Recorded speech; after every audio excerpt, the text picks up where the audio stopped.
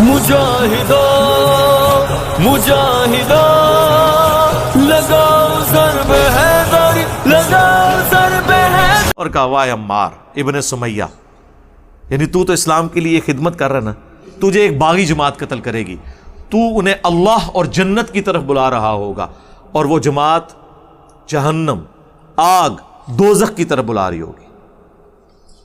بسم اللہ الرحمن الرحیم.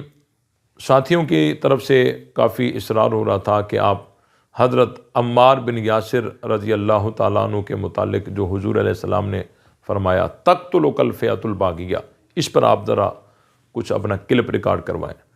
تو اس پر تو بہت سارے کلپ اور علماء نے جو جوابات دیے، انتہائی خوبصورت اور مدلل جواب دیے ہیں، اور ان کے بعد تو میں سمجھتا ہوں کہ کسی نئے کلپ کی ضرورت نہیں ہے.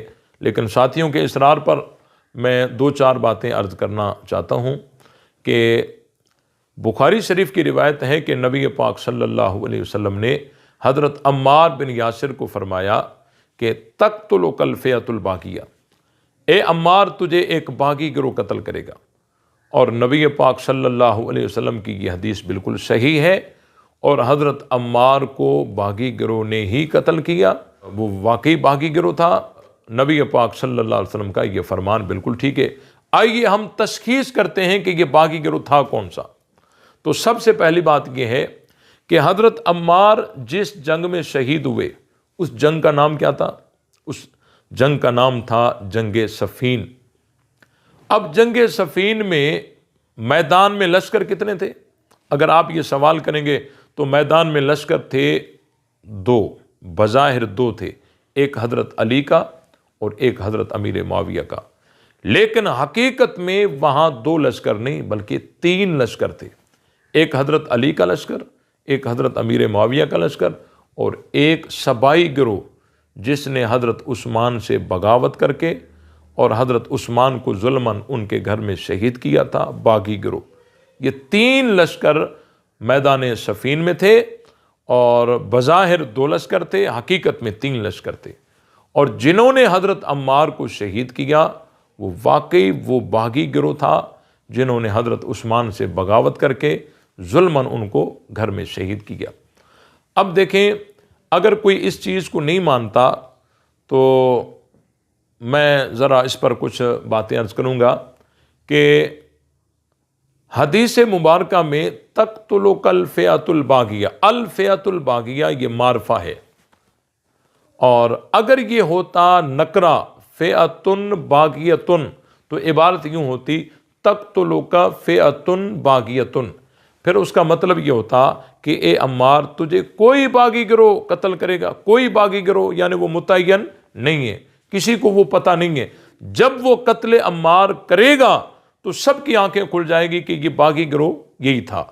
لیکن روایت میں اس طرح نہیں ہے، حدیث میں اس طرح نہیں ہے. حدیث میں الفئۃ الباغیہ ہے، فئۃ باغیۃ نکرہ نہیں ہے بلکہ کیا ہے؟ معرفہ ہے، الفئۃ الباغیہ. تو معرفے کا مطلب یہ ہے کہ وہ جو باغی گروہ ہوگا وہ پہلے سے متعین ہوگا، وہ معروف ہوگا، وہ مشہور ہوگا، اور صحابہ کے درمیان میں وہ متعارف ہوگا، اور وہ باغی گروہ پہلے ہوگا، قتل بعد میں کرے گا.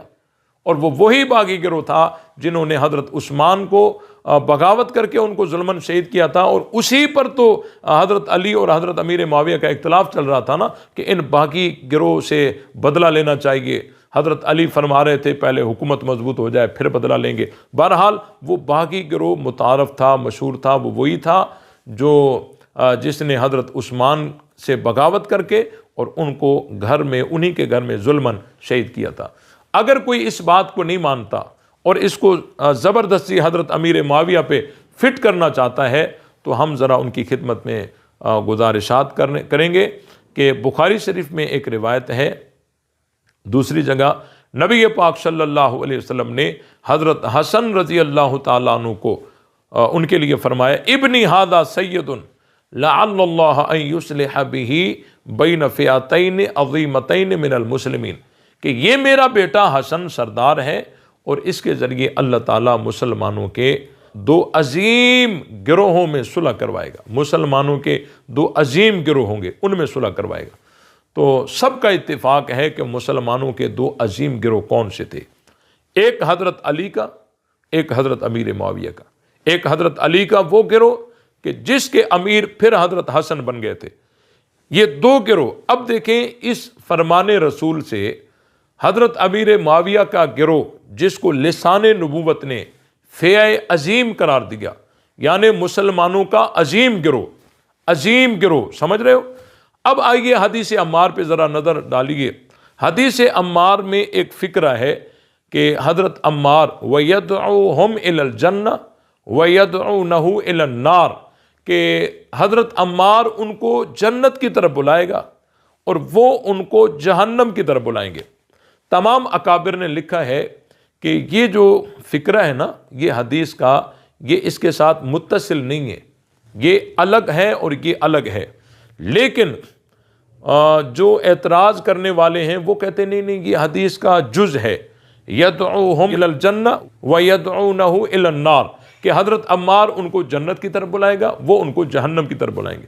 اب ذرا دونوں روایتوں پہ نظر رکھیے کہ بقول تمہارے کہ حضرت امیر معاویہ باغی گروہ ہے اور وہ جہنم کی طرف بلانے والا ہوگا، حضرت عمار ان کو جنت کی طرف بلانے والا ہوگا، تو ذرا مجھے یہ بتائیے کہ جو جہنم کی طرف بلانے والا ہو، کیا اس کو لسان نبوت فیع عظیم قرار دے سکتی ہے؟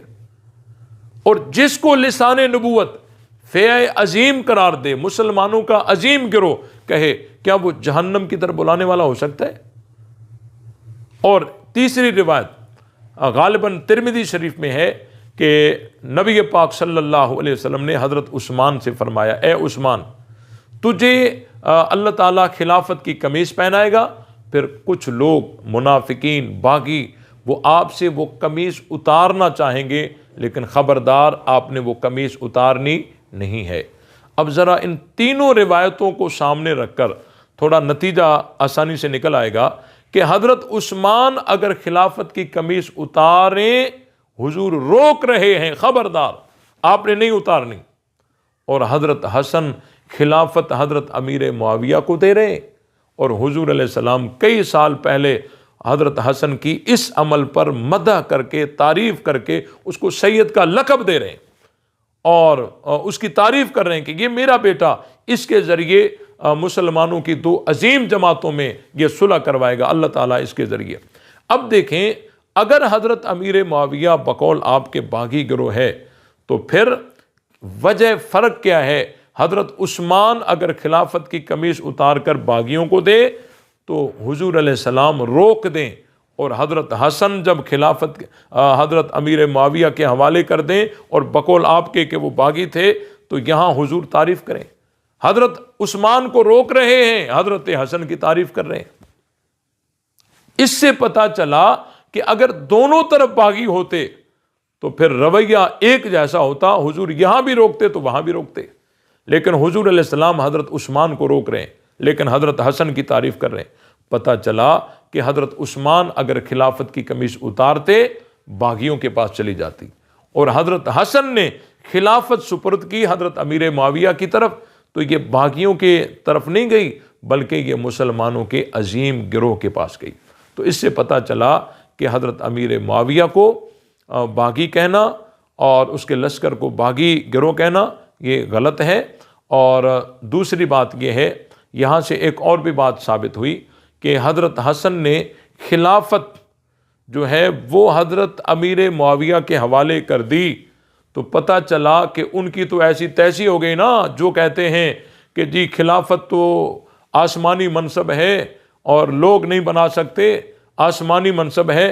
تو اگر یہ عقیدہ ہوتا تو حضرت حسن کبھی خلافت حضرت امیر معاویہ کے حوالے نہ کرتے، وہ کہتے بھائی یہ تو میرا مسئلہ ہی نہیں ہے، یہ تو آسمانی منصب ہے۔ تو حضرت حسن نے رفض کے اس بنیادی عقیدے کی ایسی تیسی کر دی۔ اللہ تعالی ہم سب کو صحابہ اور اہل بیت کا صحیح معنی میں ادب اور احترام کرنے کی توفیق بخشے۔